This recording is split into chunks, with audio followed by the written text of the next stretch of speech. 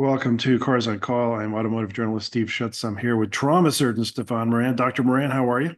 I'm doing fantastic. Unloaded our bags, stayed home for a week, repacking our bags, headed out again. So life's good. Yeah, I you can't took a little complain. jaunt. What was it? You went to Florida, right? No, it was Peru. Yeah, we did the big trek to Machu Picchu. Couple bucket list places in the world I always want to see. Taj Mahal did that. Machu Picchu, we just did, that was on my list, want to see it. And then Angkor Wat is the next one that I want to see. And I like to see the pyramids, but I'm not going to Egypt. Just, I don't feel it's safe enough. But those are the big places I want to see in a lifetime. And just knocking it out. It's amazing you've seen Machu Picchu and the Taj Mahal. It's incredible. Yeah, in Machu Picchu, we did. There's a mountain across that's connected to Machu Picchu called Huayna Picchu, and it's 1,000 feet higher. And it's called the Stairs of Death. And you climb up these steps on the side of the mountain, and it was pretty frightening coming down. I mean, going up, you're just going straight up, but coming down, you're looking to the abyss to the right, and you're like, we looked up, not that many people actually die hiking there. It's mostly medical emergencies, but it's not for the if you have a fear of heights, I mean, you can't do it. But it was something else. I'm glad we did it. It was my own personal Mount Everest. I What's it called again? Difficult stairs? Hard stairs? the stairs of death. Yes, they are called these stairs of death. Yeah, I mean, it was a pure insanity. But yeah, we did it. I would have uh I would have retired to the lawn chair of life instead. Yeah, I would not have I would not have climbed up the stairs of death. But you survived and yeah. holy crap, lived to I hit the cardiac rev limiter for sure. I mean, my heart rate was just racing because you're also wow. at altitude, but Yeah, it's like 8,000 feet or something or more. it's about 9,000 feet I think Machu Right. Picchu is about 8,000 feet. Yeah, It's incredible. yeah, So that's thin air, and then you got to climb the stairs of death, yeah, which is like yeah. that sounds designed to keep the Americans away. Yeah. The lawyers would definitely tell. I mean, yeah, lawyers would love it. Yeah, good luck suing anybody in Peru. Yeah. Yeah, hasta la vista, Mr. Lawyer. Yeah. Well, we got some stuff to talk about. Again, Adams is away, and we're going to talk about the XTerra, Nissan XTerra. Talk a little bit about Nissan. We have trauma surgeon safety. We're the only podcast that has a trauma surgeon that talks about safety from the perspective of a trauma surgeon. There should be more of that. I'm glad we're doing it. And Stefan, your experience unbelievable operating on trauma victims from car accidents. Because of you, I rarely say car accidents. I say car crashes. Yeah. Um, Yeah. The official word is motor vehicle collisions. yeah, They're called, yeah, collisions. And they're not accidents. I mean, you know, if you look at most, when people have a motor vehicle collision, they crash. There's a reason they crashed. Okay. They were looking at their cell phone. They were talking to the person next to them. They weren't paying attention. They're changing the radio. They're playing with the screen in the center of the vehicle. So, yeah, rarely are they, accidents are getting struck by lightning. But if you're golfing and you get struck by lightning, I don't know if that's an accident. But truly, there's accidents are acts of God. And driver right. inattention resulting in a crash is not an accident. Yeah. Amen. Amen to that. Uh, by the way, let me just throw this in there. And I've made this point before, and I know you have also, Stefan, better than I can make it. But um, I think when we look, we judge people from the 60s and 70s through our lens. And that means that people in 60 or 50 years from now, they're going to judge us by their lens. I think they're going to look back at us and say, what is wrong with you guys? You guys in the 2000s, even into the 2020s, were okay with 40,000 people a year dying on your highways. I think they're going to be shocked that we were okay with that, and we are okay with it. Well, Bob Rupel, a good friend of both of ours, and he's been on the show before. His nephew is in college and had a girlfriend and a beautiful, beautiful 20-year-old girl. She's driving somewhere I don't even know where. I think it was somewhere in South Carolina. College girl hit by a truck, killed. Boom. Oh, DRT, as you would say, Stefan. oh, it's terrible. Well, yeah, I think we're going to clearly look back and say what we're going to say is why were we so slow to adopt the driverless vehicle? What were the impediments that prevented, number one, our roads being safer, our roads being designed to allow the self-driving vehicle? Because clearly, you look at all the Waymo data, all these robo taxis, they do way better than humans. But it's collecting that data. How do we get to that point? I think what we'll look back in the day that there are more self-driving vehicles, totally autonomous vehicles, that we're going to say, "Yeah, what took us so long to get to this point? Why did we wait so long?" Because the number one most dangerous feature in a motor vehicle is the driver. Okay. Cars are incredibly safe. In general, our roads are very good, but it's the drivers behind the wheel. Just think about yourself in the last week. Did you go off the side of the road? Did you miss a stop sign? Did you make a simple error and think, yeah, it wasn't that big a deal? But what if there had been a kid on a bicycle? What if somebody blew through a light? So it happens all the time. So I think what we will look at in the future is going to be why did it take us so long to get to autonomous vehicles? Because that really, when we adopt that in this country, we will see one of the largest drops in motor vehicle associated deaths. Because one thing we've shown in America we cannot do, we cannot change the attitude of the American behind the wheel. They Yeah, want their big gulp. I mean, it took we can't change behavior in this country. Other countries are much better at it, but in America, the land of the free, the Western spirit, nobody wants the government to tell them what the fuck to do behind the wheel of a vehicle. And that's just the bottom line. Unfortunately, that's why we kill 40,000 people a year on our highways and roads. incredible. We're going to talk U.S. car sales, Q1 sales, and then the Hyundai Palisade. So let's start, Stefan. Show the XTerra. We Okay. have been saying on this show, we are We 100%. said it before they came Yeah, out. Yes. bring back the Xterra. The Tara. land people like these things. They like the if you look at it, what people like to drive, So especially yeah, young Xterra people. is a cheap forerunner, but rougher, more rugged, more outdoorsy, kind of like a Jeep version of a forerunner, you know? Yeah. They're great. Their tagline, which I think was 100% accurate. This is a car Nissan sold from 1999 to 2015. Their tagline was everything you need, nothing you don't. It was cheap, it was affordable, it was off-road, it was rugged, it looked good. I agree, it was a cheaper forerunner. And this car did quite well. And when I look around, I see young people driving, again, forerunners. They're driving Tacoma pickups, maybe Ranger pickups, Mavericks. They're driving these Jeeps. off-road things, Jeeps, and Subaru was so smart. They took their Impreza and they butched it up with cladding and they raised it a little bit. And it's the Crosstrek and it's Yeah. wildly popular. Yes. Yeah.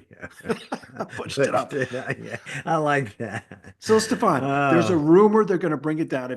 They have not released any pictures. This has not been the confirmed, but Nissan did release this. yeah, It's yeah.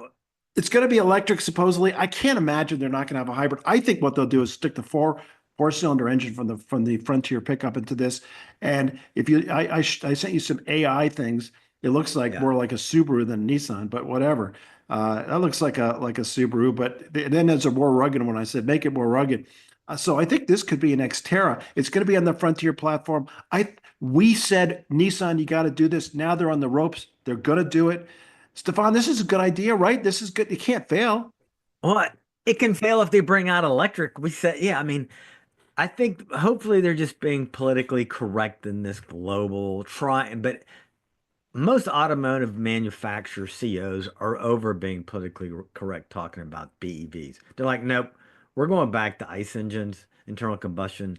BEVs will come in their time. Now, I think if they come out, and here's what I would have to say is hybrids with a battery option do amazing off-road. BEV off-road vehicles really I mean, they do pretty well. The amount of torque controlling each wheel. But the reality is the population that wants this. This is college students. This is young people living in apartments with more camping gear than no 401ks. This has to be a gasoline option with a four-cylinder and then do a hybrid. I think a hybrid would be fantastic in this. Straight BEV, it'll be a rental vehicle, like you like to say, with the Dodge Charger. It would be stupid to make this a pure BEV, but I think bringing it back could maybe save this company. Yeah, I think you're going to get, like you said, young people, apartment dwellers, that kind of thing, outdoors people. That's the same people that go to rock climbing gyms, the same people that drive cross trucks, the same people that Yep. drive forerunners. They're all going to like it. You stick your dog in the back, you go out into the country, you go on a trail, you go skiing, you go hiking. Again, this is you take your dog out, and this is kind of cool. We have a nurse who works with us, and she has a very popular Instagram feed called the Dinkwads. And The Dinkwad dual stands income, for no she and her kids. What? Dinkwads, yeah. Double income, no kids with a dog. And Ah, she has lots and lots of followers. She's extremely popular on Instagram. And they have a truck and they go out into the wild all the time. They're camping all the time.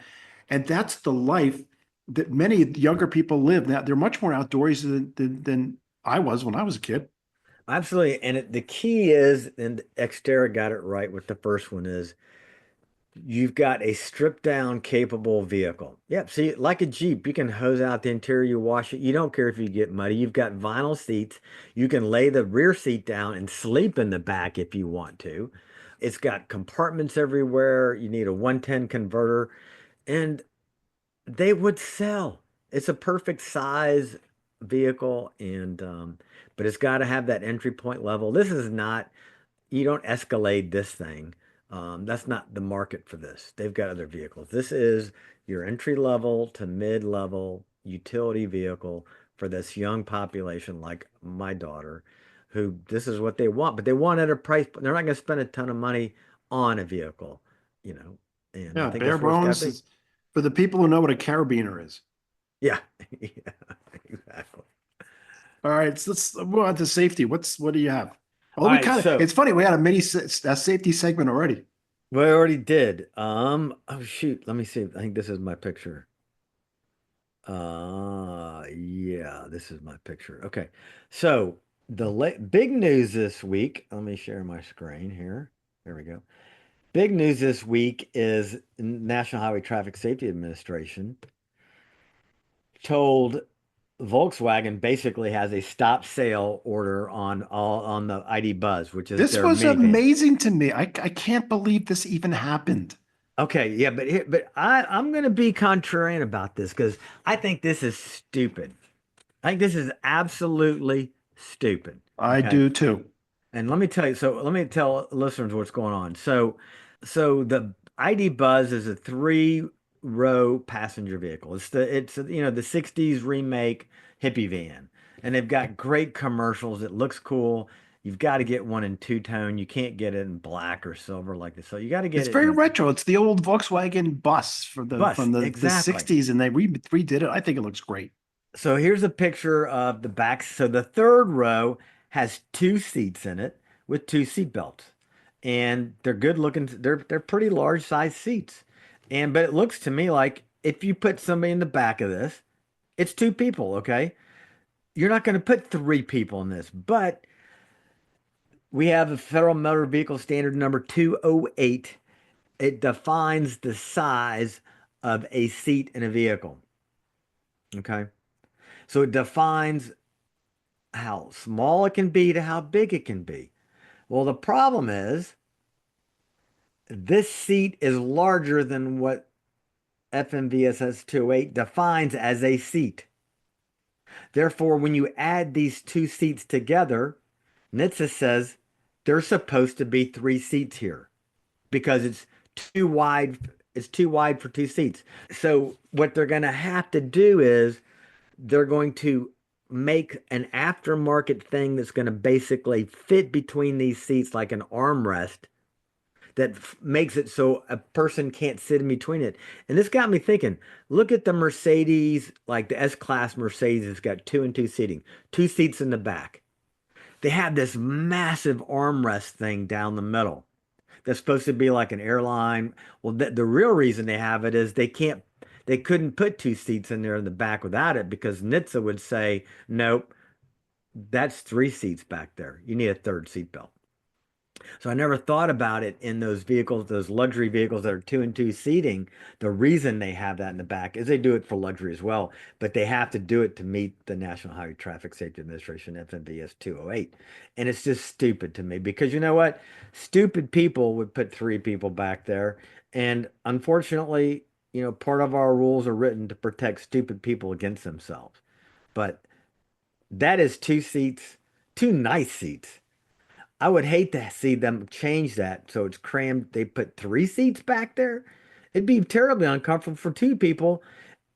And not only that, it would be more dangerous to have three occupants in that rear seat than to have two occupants. And I'll talk about that a little more later. I'm going to let you chime in here, Steve-O. Well, all I can say is it's unbelievable to me that Yeah. Volkswagen would not know the rule and they'd make this seat without checking all the regs. You got to check the regs. You got to follow the regs. I guarantee the Euro cap and the Japanese regulations do not have that stupid rule that we have. I guarantee you. Well, they got into, they lost about $30 billion because they didn't obey the US rule about diesels. Right. What they did was they were like, hey, we followed the European rule and the US rule was different and they cost them about $30 billion. Yep. Ignorance of the law is no excuse. I cannot believe that they had this ignorance of this regulation. Mercedes knows, why doesn't Volkswagen? How do you not know Yeah. this? Yeah. Well, they're kind of passing the blame a little bit on their supplier, that their supplier should come back to them and said, you can't, if you're going to put two seats back here, we have to design the seat differently. So the seat would have been designed differently so it doesn't look so much like a bench.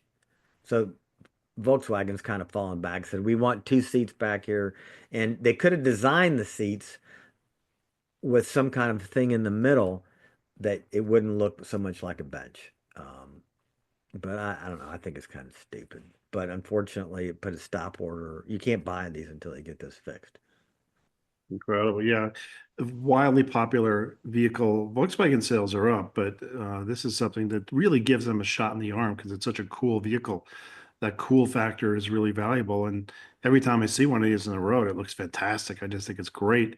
Now they can't sell them because of this stupid thing. And again, ignorance of the regulation is not an excuse. And Yes. they should have absolutely known about this.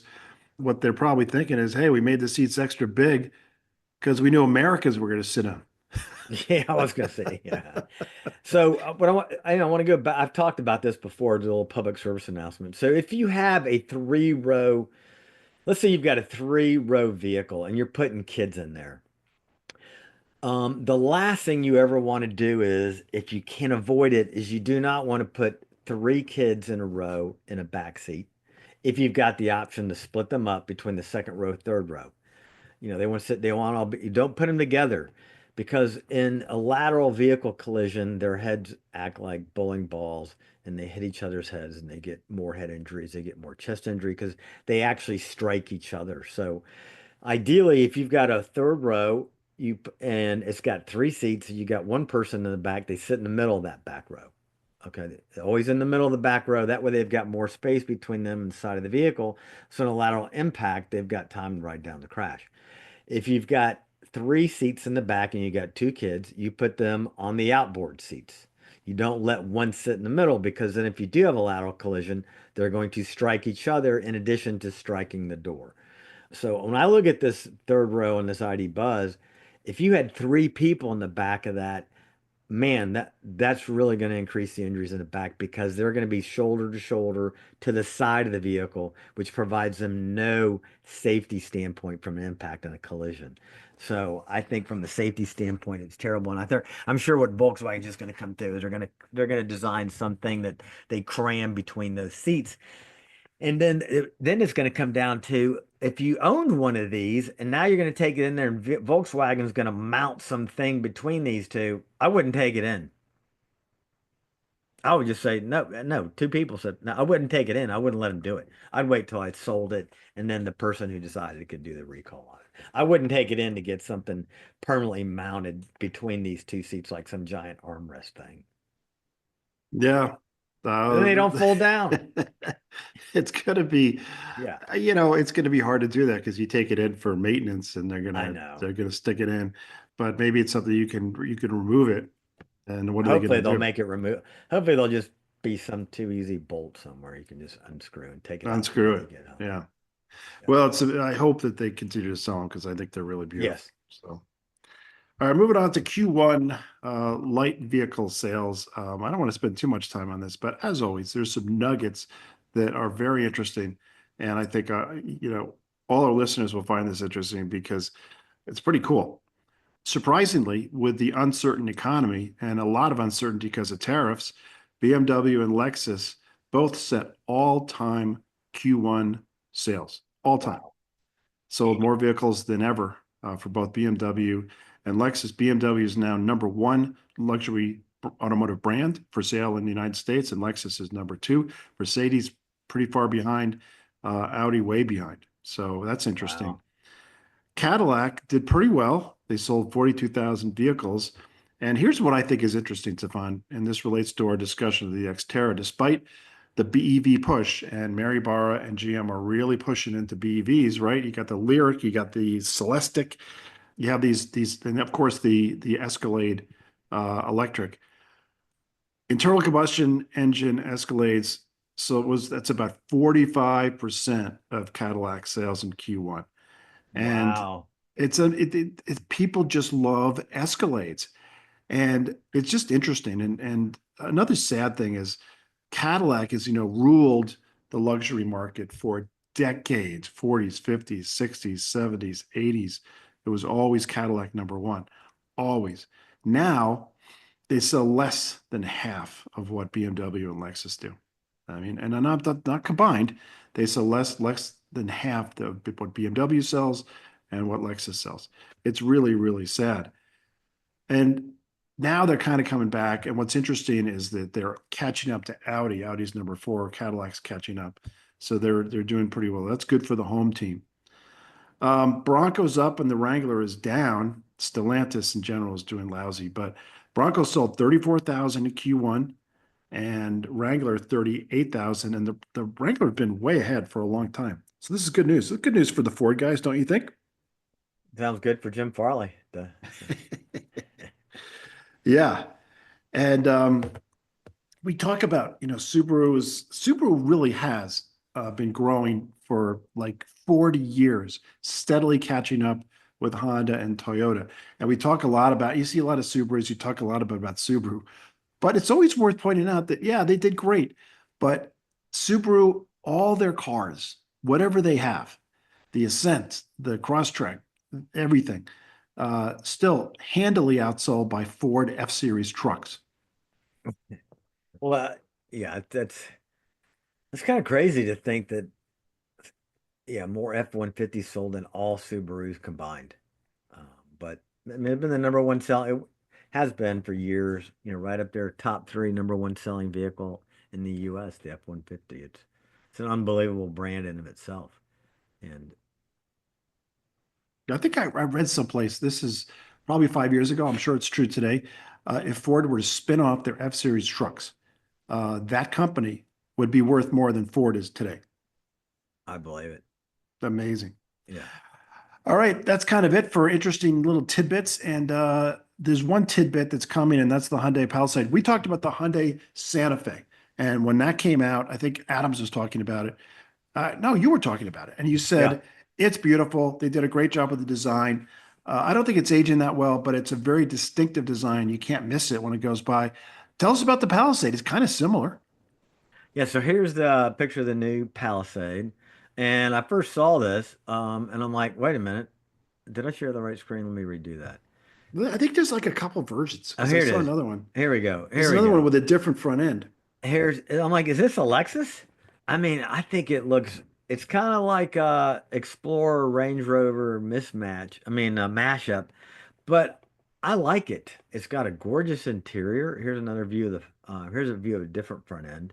I don't know which front end they're finally going to settle on. Yeah, I think it's this one is what it's going to be. To me, it's a very Lexus-esque front end, and I think it's a good looking vehicle. It's that's the interesting. current one. Yeah, that's the current one.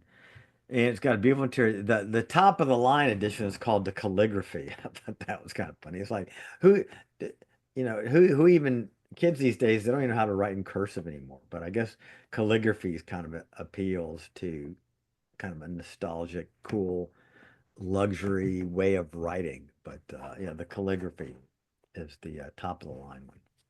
Wow. Well, it sounds too much like Caligula for me, but okay, whatever.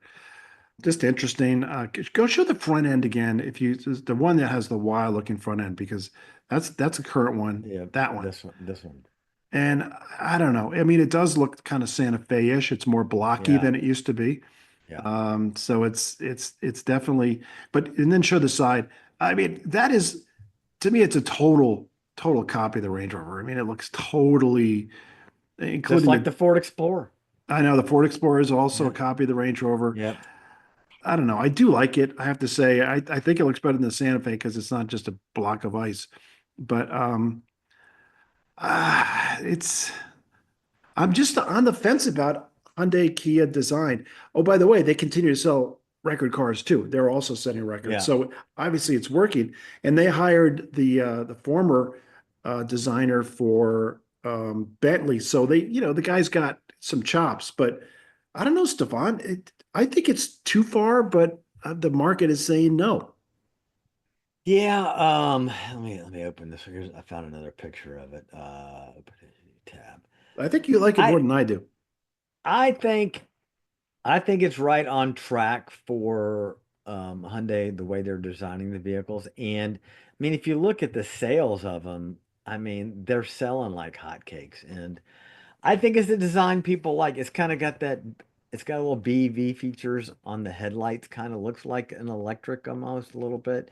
I think it's borrowing from some electric design. That's But true.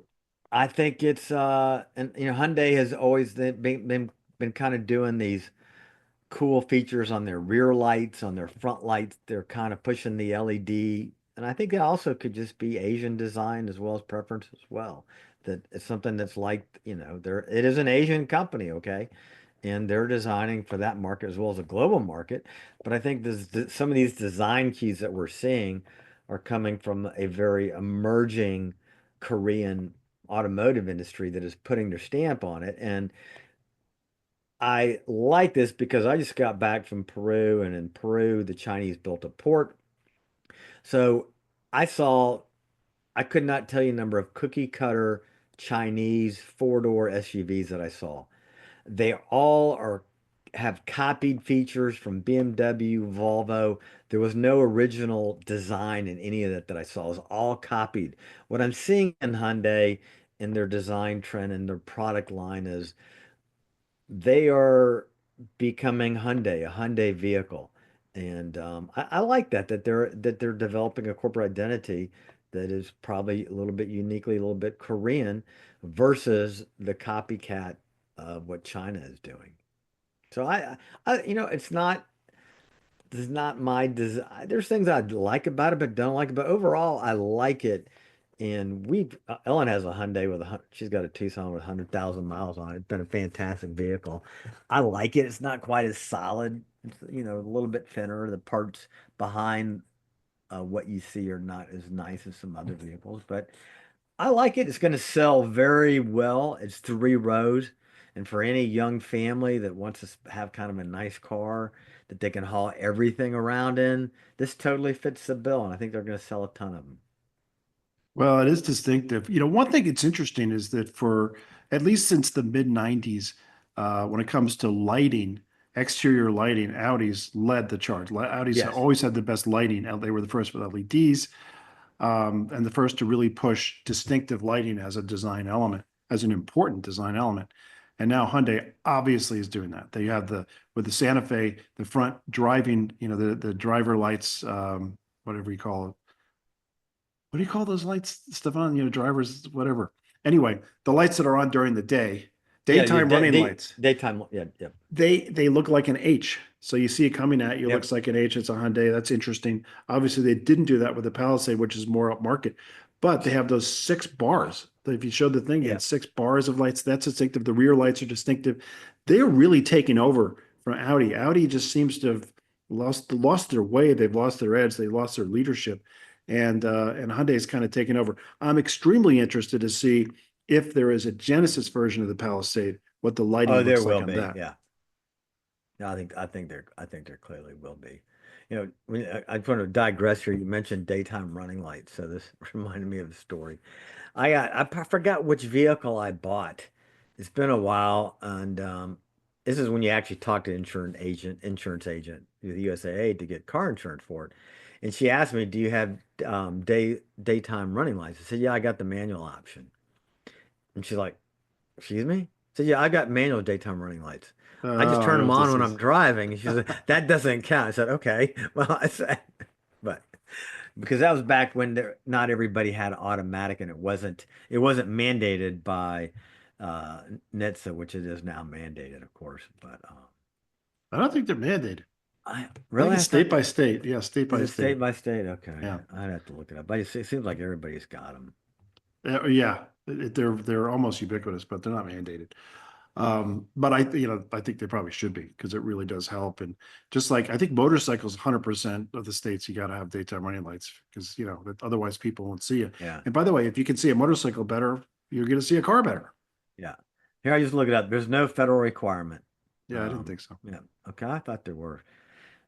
Europe, Europe and Canada, they are. So that's what I thought. I knew they were in several other countries.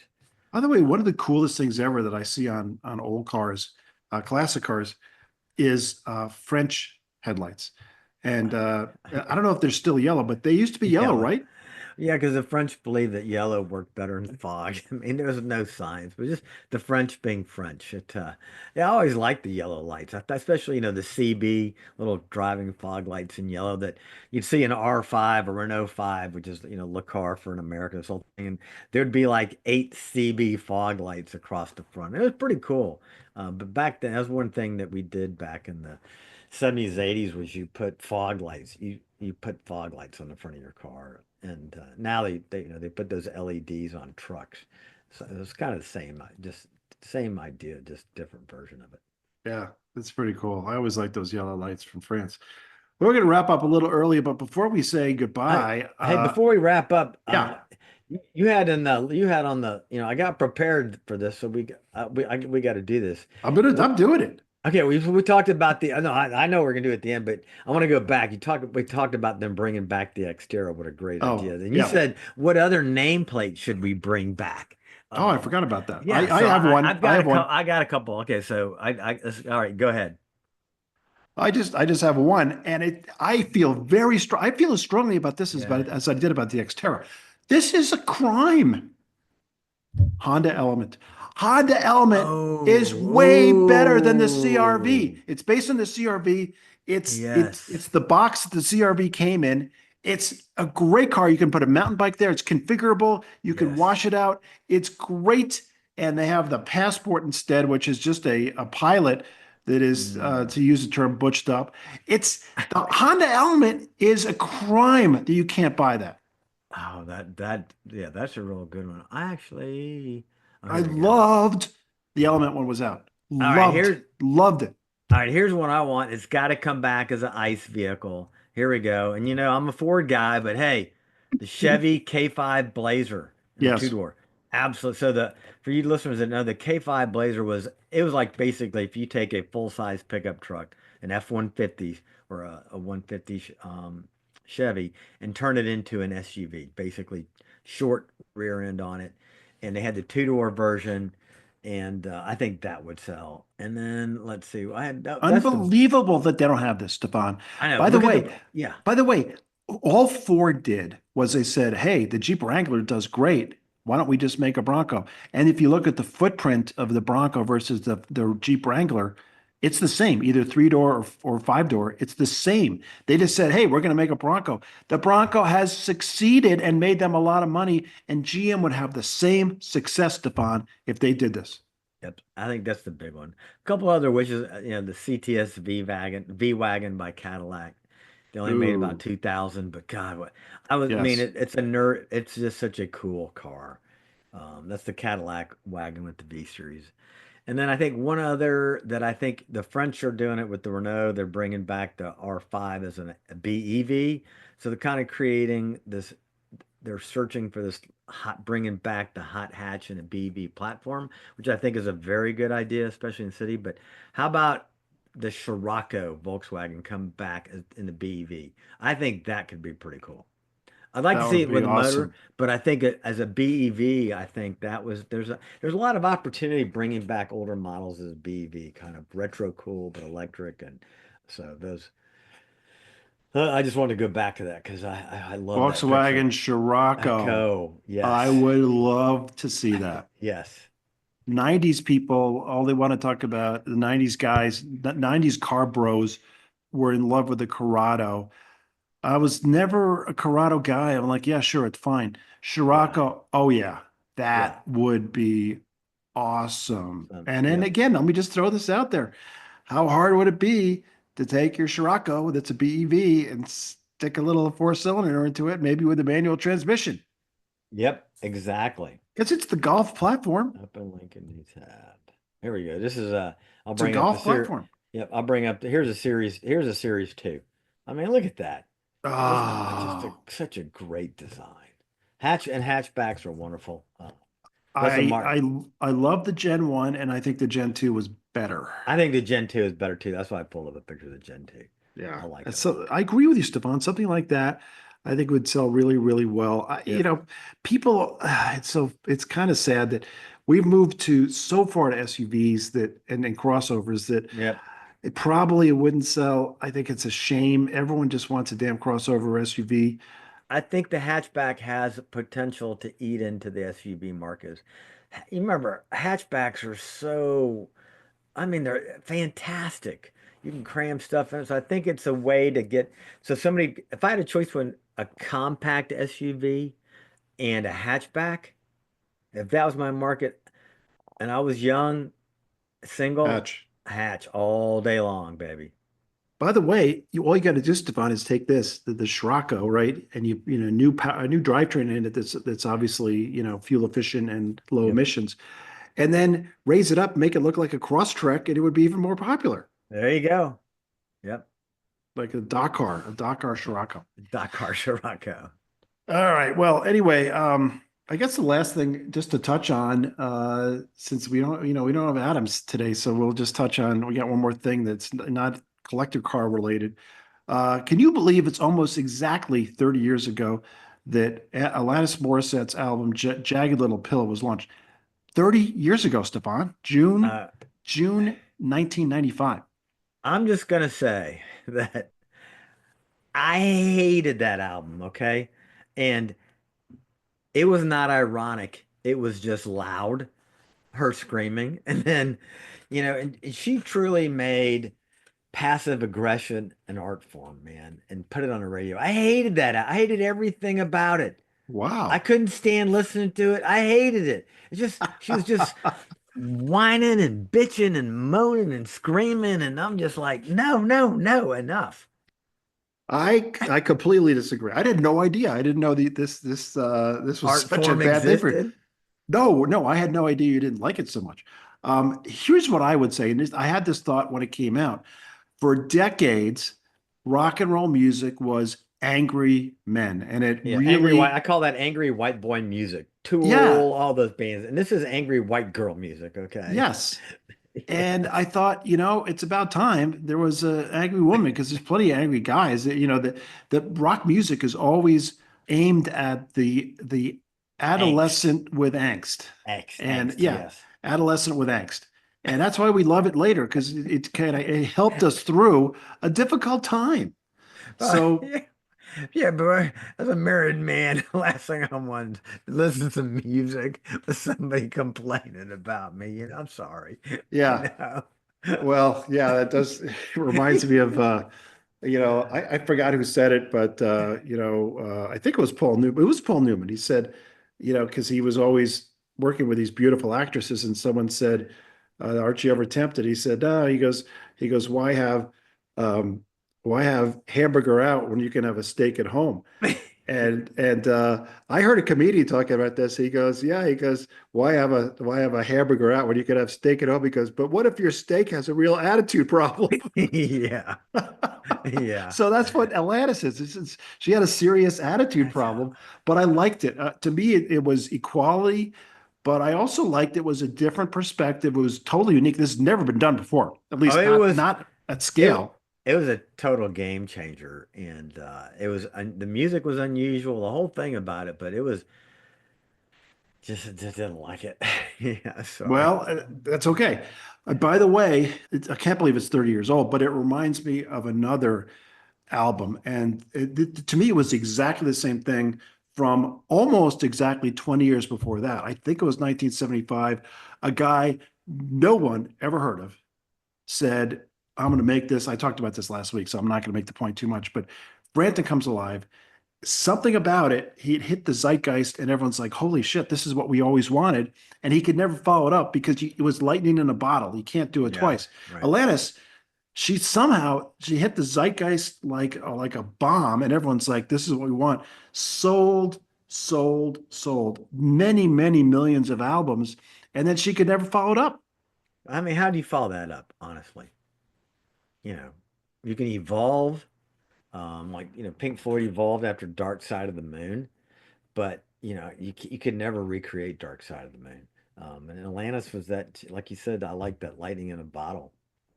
But yeah, that was Angry lightning in a bottle. like, oh, All right.